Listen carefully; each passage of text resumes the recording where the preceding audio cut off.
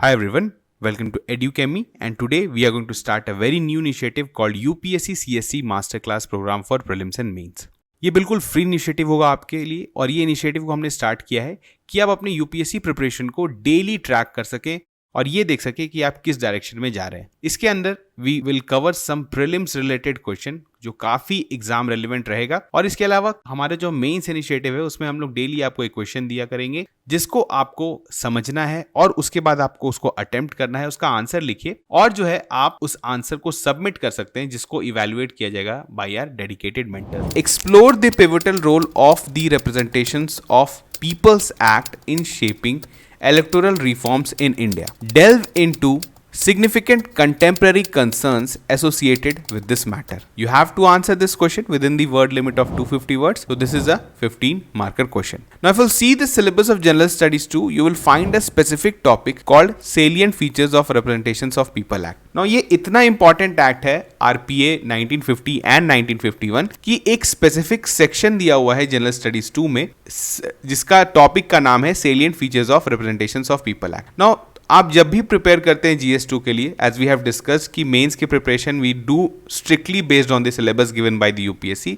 तो जब कोई भी टॉपिक स्पेसिफिकली मेंशन्ड है आपके मेंस के सिलेबस में तो आपको ये बहुत अच्छे से प्रिपेयर करना चाहिए. So you can expect such questions in mains. अगर आप मेंस की पेपर को देखेंगे, प्रीवियस ईयर क्वेश्चंस को देखेंगे तो हर अल्टरनेट ईयर्स पे a question get asked on ROPA 1950 and 1951. इसको शॉर्ट फॉर्म में we call representations of people act को वी कॉल रोपा या आरपीए कहते हैं और इस पे अल्टरनेट ईयर्स पे आप क्वेश्चन देखने को आपको मिलेगा. तो आप इस पर एक अच्छा सा नोट्स बना लीजिए अपना. कुछ भी क्वेश्चन आता है इससे रिलेटेड, क्या इसमें प्रोविजंस हैं, क्या इसमें फ्लॉज हैं, क्या इसमें रिफॉर्म्स हो सकता है, ये सब आप रेडी करके रखिए. इस तरह के क्वेश्चंस रिपीट होते रहेंगे. तो आज हम लोग को एक ऐसा ही क्वेश्चन मिल गया है और we are going to answer in detail because this is a 15 marker question. The word limit is 250 words and this is a 15 marker question. तो मैक्सिमम टाइम हम लोग क्या दे सकते हैं, 10 minutes as we have discuss. Real examination में आपको इस क्वेश्चन को 10 मिनट के अंदर सॉल्व करना है. तो उसी को ध्यान में रखते हुए we are going to frame an answer, we are going to give you an model answer or outline of the model answer और इसी पर बेस्ड आप जरूर आप अपना एक आंसर फ्रेम करिए and then you can submit. तो चलिए करते हैं स्टार्ट.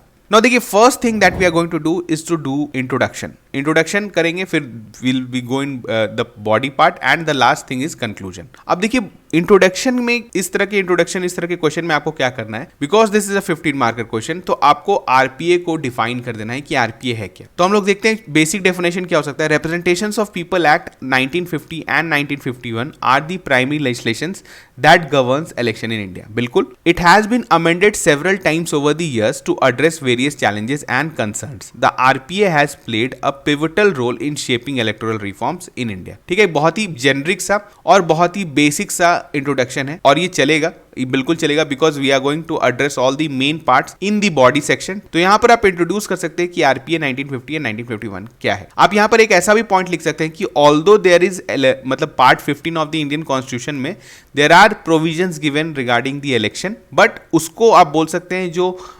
इंप्लीमेंटेशन करना है, जो ग्राउंड लेवल पे उसका इंप्लीमेंटेशन करना है, that is done by people's of representations of people act 1950 and 1951. तो ये बहुत ही इंपॉर्टेंट पॉइंट है, आप इस तरह से इंट्रोड्यूस कर सकते हैं. इसके अलावा सम वैल्यू एडिशन क्या हो सकता है, जैसे आपको लग रहा हो कि यहाँ पे इसको और अच्छा कैसे बना सकते हैं, तो आप क्या करिए, you draw a circle of RPA 1950 and draw a circle of 1951. Now 1950 के अराउंड आप जो कुछ इंपॉर्टेंट प्रोविजंस है स्पेसिफिकली, जैसे कि creation of electoral college, universal adult suffrage, तो ये सब चीज जो है 1950 में दिया हुआ है. तो यू कैन आप ड्रॉ कर सकते हैं डायग्राम के थ्रू. 1951 में कैसे है कि आपका जो पार्टीज है, पार्टीज में कैसे पार्टीज को कैसे करना है, उसके बाद डिसक्वालिफिकेशन के रिगार्डिंग बहुत सारा 1951 में जो इंपॉर्टेंट प्रोविजंस है 2-3, उसको आप डायग्राम में बना के दिखा दीजिए. तो एक अच्छा सा इंट्रोडक्शन हो जाएगा कि आपने बता दिया कि इस एक्ट्स में क्या क्या है और आपको पता है and you have drawn through a diagram. After doing the introduction we are going to get in the body section और बॉडी सेक्शन में हम लोग जो है सबसे पहले जो नीड है, जो रिक्वायरमेंट है क्वेश्चन का, उसको एड्रेस करेंगे. यहां पर बोला जा रहा है सम की, क्योंकि आपसे पूछा गया है कि आरपीए जो है कैसे इलेक्टोरल रिफॉर्म्स को शेप किया है इंडिया में. तो हमें ऐसे ही डायरेक्टली स्टार्ट करना है कि some of the key provisions of the RPA that have help to shape electoral reforms in India include. सबसे पहले foundation of electoral system 1950। Now जो हमारा जो रिप्रेजेंटेशंस ऑफ पीपल एक्ट 1950 आया था, ये formed the basis for India's electoral framework defining voter eligibility, constituency structure and election procedures. ये जो था 1950 के आने के बाद हमारा डिफाइन हुआ कि कौन लोग वोट कर पाएंगे, वोटर का क्या एलिजिबिलिटी, आपको पता है earlier it was 21 years, later on it was decrease to 18 years. तो ये सब चीज जो है these are done through the ROPA 1950। इसके बाद यूनिवर्सल एडल्ट फ्रेंचाइज हमने बात किया, although it is given in constitution. देखिए constitution just provides the initial framework कि हमारे यहाँ इस तरह से इलेक्शन होना चाहिए। पार्ट 15 ऑफ इंडियन कॉन्स्टिट्यूशन में इलेक्शन कमीशन के बारे में दिया हुआ है, लेकिन वो कैसे होगा, ग्राउंड लेवल पे उसका इंप्लीमेंटेशन कैसे होगा, ये हम लोग करते हैं थ्रू सम एक्ट या स्टैट्यूट्स जिसको बोलते हैं, और वही है 1950 या 1951।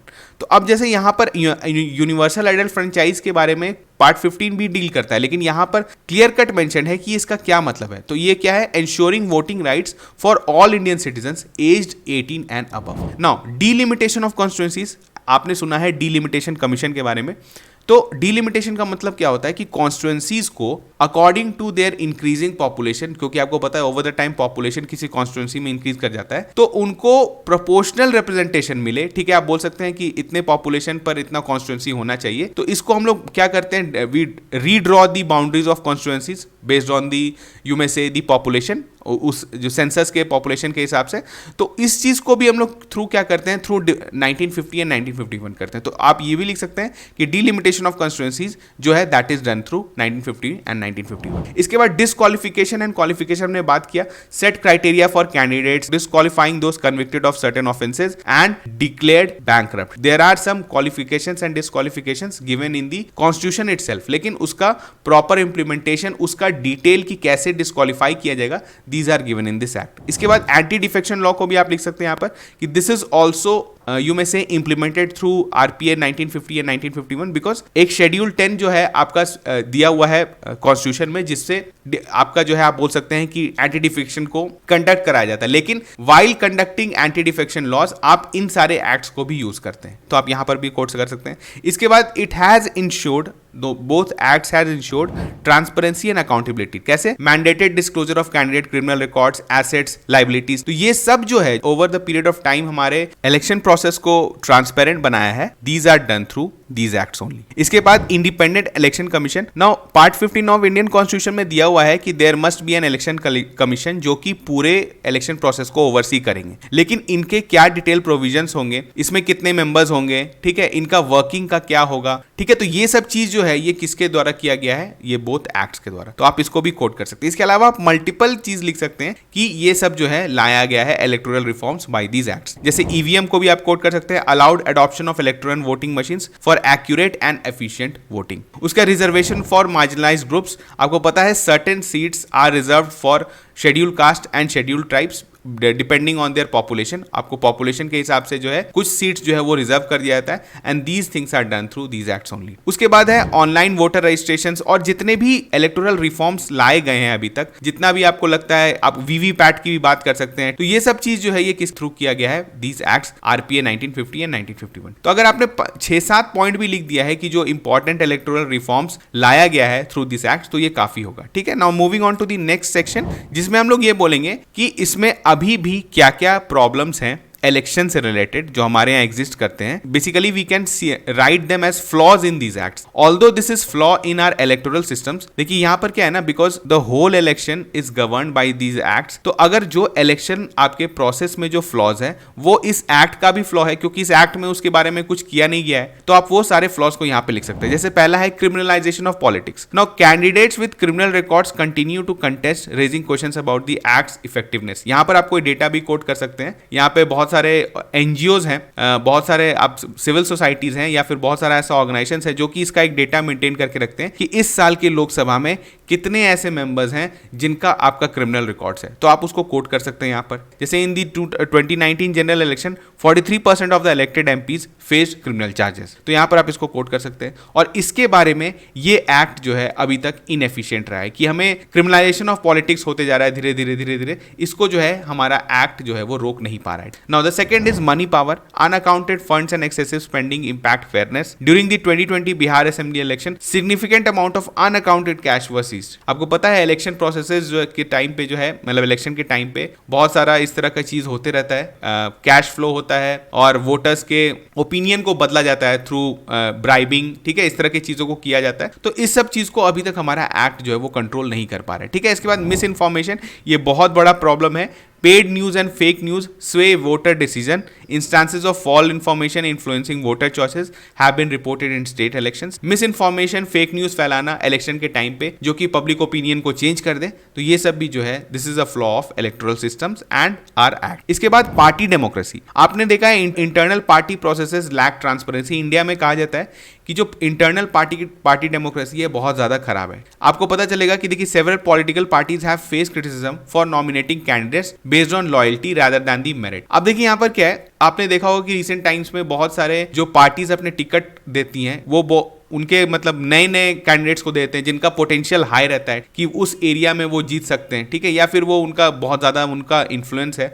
तो इस तरह की चीज़ों को देख के लगता है कि पार्टी के विद इन इंटरनल डेमोक्रेसी नहीं है, ठीक है। और हमारे यहाँ बहुत सारे पॉलिटिकल पार्टीज हैं जो ये फेस कर रहे हैं। इसके अलावा रिसेंट टाइम्स में आपने देखा है कि पॉलिटिकल पार्टीज बट भी जाते हैं आपस में। जितने भी आपके रीजनल पार्टीज थे, सपा जैसे आपको पता है कि उसमें भी आपने देखा। इसके बाद डिफरेंट पार्टीज हैं जिसमें इंटरनल कन्फ्लिक्ट हो जाता है जिसकी वजह से वो सेपरेट हो जाते हैं। तो ये क्या है, यहाँ पर इंटरनल पार्टी डेमोक्रेसी भी मिसिंग है। इसके बाद electoral bonds, now this is introduce recently, electoral bonds recently introduce किया है, लेकिन इसमें प्रॉब्लम क्या है कि अभी भी ये बहुत ज्यादा ट्रांसपेरेंट नहीं है। The introduction of electoral bonds allow anonymous donation making tracking sources difficult. Obviously ये जो इसमें इंटरनेशनल डोनेशंस आ रहे हैं इसके बारे में क्लैरिटी नहीं है, और ये भी देखा गया है कि एक सर्टेन पार्टी को ही सारे डोनेशंस आ रहे हैं। तो again this is also a flaw of RPA 1950 या 1951। इसके बाद आप कुछ और भी लिख सकते हैं जो अभी तक जिस पे काम नहीं किया गया है, जैसे है डायनेस्टीज एंड नेपोटिज्म, ये भी आप एक पॉइंट कोट कर सकते हैं। इसके बाद वोटर टर्नआउट काफी कम है हमारे यहाँ, लो पार्टिसिपेशन रिमेन्स एन इश्यूज। यहां पर इलेक्शन कमीशन काफी जो है जागरूकता फैलाते रहती है थ्रू डिफरेंट अवेयरनेस कैंपेन्स, लेकिन स्टिल जो है अगर आप कोट करें तो in 2019 election some constituencies recorded turnout below expected levels. तो रिसेंट जो इलेक्शन हुआ था उसमें एक्सपेक्टेड लेवल से काफी नीचे टर्नआउट था, तो this is also a flaw. तो हमने यहाँ पर 6-7 फ्लॉ अगर आपने लिख दिया, ऐसे तो बहुत सारे फ्लॉज हैं आप लिख सकते हैं, ठीक है, लेकिन we have to write this within the limited period of time. तो अगर आप 6 to 7 पॉइंट्स यहाँ पे कोट कर देते हैं तो मोर देन एनफ है। Now we are going to do is way forward. आपको यहां पर एंड नहीं करना है कि आपने फ्लॉज बता दिया है तो आपको कैसे कैसे इसमें क्या क्या इंप्रूवमेंट करना है। तो जैसे सबसे पहले आप क्या करते हैं, regulate opinion polls. Now extend the RPA 1951 amendment on exit polls to encompass opinion polls preventing potential manipulation of voter behaviour. देखिए आपको पता है रिसेंटली आरपीए 1951 को अमेंड किया गया था जिसमें एग्जिट पॉल्स को बैन कर दिया गया था, ठीक है, क्योंकि ये कहा गया था कि दिस जो है दिस आप मतलब changes the opinion of the people, ठीक है, ये इन्फ्लुएंस कर देता है। तो उसी तरह से उसको बोला गया था कि ओपिनियन पॉल्स को भी आपको बैन कर देना चाहिए, and this is a very great move, ठीक है। तो यहाँ पर क्या है कि हम लोग जो ये miss information, fake news, misguide करने का जो काम किया जाता है इसको रोका जा रहा है through amendment of RPA 1951। Definitely ये बहुत अच्छा मूव है। इसके बाद क्रिमिनलाइज फॉल्स डिक्लेरेशन, ये भी बोला गया आपको, आपने पता है आपको कि जो कंटेस्टिंग जो कैंडिडेट्स हैं वो अपने एजुकेशन क्वालिफिकेशन या फिर अपने इनकम के एसेट्स के बारे में गलत डिस्क्लोज कर देते हैं, ठीक है, इन देयर फॉर्म्स। तो इसको भी बोला गया कि made this as a criminal act, ठीक है। अगर आप डिक्लेरेशन गलत करते हैं, अगर आप फॉल्स डिक्लेरेशन करते हैं तो you will be charge as a criminal, ठीक है। यहां पर मतलब क्रिमिनलाइज किया जाए इसको कि ये इतना आसान नहीं होना चाहिए, तभी जाके जो है लोग मतलब जो कैंडिडेट्स हैं वो फेयर रहेंगे। इसके बाद empower independent election commission, secure election commission autonomy by funding it through the consolidated fund of India, deterring political influence. मतलब आप जो है इलेक्शन कमीशन ऑफ इंडिया के वर्किंग को और थोड़ा सा इंडिपेंडेंट, अकाउंटेबल, ट्रांसपेरेंट बनाए थ्रू कुछ सम प्रोविजंस आप लिख सकते हैं, ठीक है। इसके बाद rectify electoral delisting, address valid voter removal from rolls through dedicated legislations, prioritising remote and illiterate communities, ठीक है। आप जो है यहाँ पर क्या है, जो वैलिड वोटर्स हैं उनका जो है मतलब ऐसा नहीं हो कि वैलिड वोटर्स को जो है इलेक्टोरल कॉलेज से निकाल दिया जाए। इसके बाद the last point is introduce state funding, counteract financial impact on elections by institutions state funded elections. ये तो काफी टाइम से बात होता है कि जो मनी पावर है इसका इन्फ्लुएंस को कम करने के लिए स्टेट फंडिंग होना चाहिए इलेक्शंस का। ऑल्दो इसके बारे में आपको पता है देयर आर लिमिटेशंस कि स्टेट के पास काफी कम रिसोर्सेज है, but still you can write this in way forward. आप इसको वे फॉरवर्ड में लिख सकते हैं कि स्टेट फंडिंग की तरफ हमें मूव करना चाहिए। तो आपने वे फॉरवर्ड में 3-4-5 पॉइंट्स अगर आपने बता दिया है तो मोर देन एनफ है, बिकॉज यहां पर इस क्वेश्चन का ये रिक्वायरमेंट नहीं है कि आप बताएं, लेकिन still because we have to end the question in a positive note, constructive note पे हमें एंड करना है, तो हमें कुछ ना कुछ वे फॉरवर्ड जरूर लिखना चाहिए। And the last thing is conclusion. तो आप लिख सकते हैं addressing contemporary concerns through strengthen electoral reforms is imperative, equitable representation, transparency and informed participation must be upheld for a robust democratic process in India. एक generic सा conclusion है, इसको आप लिख सकते हैं, लेकिन आपको कंक्लूजन लिखना चाहिए। तो वी हैव एड्रेस्ड डिफरेंट, सबसे पहले हमने क्या एड्रेस किया कि क्या क्या इलेक्टोरल रिफॉर्म्स लाया गया है थ्रू आरपीए 1950 एंड 1951। उसके बाद हमने देखा कि क्या फ्लॉज एग्जिस्ट करते हैं, ठीक है।